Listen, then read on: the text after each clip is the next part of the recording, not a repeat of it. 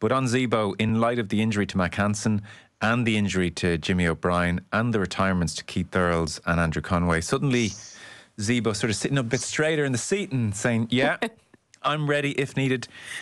He's an interesting case, I suppose, in that he's so talented and last capped in 2017. He was involved in Andy Farrell's camp during the 2021 Six Nations, but hasn't been capped since 2017. He has only played 3 times this season for Munster. Probably hasn't played as much as he would have liked since his return, full stop, but only 3 times this season. However, he did very well against Leinster twice and also against Connacht. And I guess there's a sense there is quality there. How close is Zebo to making what would be kind of an amazing return for a guy who's 34 in March? What are his credentials at the moment from an Irish point of view?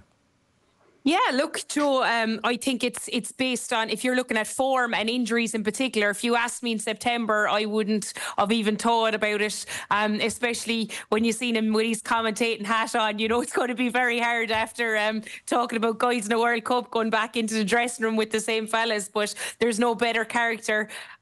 He seems to be just someone who is coming, as I said, coming into a bit of form. I think these 2 European games are going to be huge for him. If he can put on a show, it's that tried and trusted, and we know that Farrell likes that. We know that he needs to know his players in. Yes, he'll bleed players in there, but it's always good to have these guys around camp. So I think there is a chance of him getting into camp and seeing what he can do, but it'll all be based, I suppose, on staying injury free. He hasn't been lucky with that either, Joe, and really performing these 2 games, because out of all the Munster players in the last couple of games, he stood out in each match, making meters, making his tackles, and just getting into the back of your head as the type of player saying, yes, actually, I could see him in an Ireland shirt. Mike Prendergast was also speaking, Liam, and he was saying the way Toulon play, they don't spend much time in their own half, so there'll be lots of kicking. Zebo should see a lot of the ball and will have plenty to deal with, so be a reasonable final audition if Andy Farrell is wavering or considering. I was listening to Luke Fitzgerald, and he was making a point I hadn't really associated with Zebo before, because you think of Zebo, you think of the ball carrying and the running, and you think of that amazing flick against Wales all those years ago.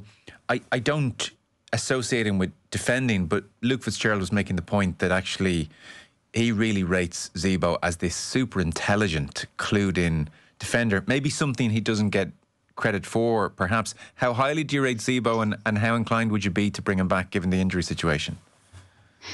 Well, I think the challenge that Zebo had coming towards the end of his international run was I just got a feeling that Joe Schmidt didn't love him, just didn't buy into him.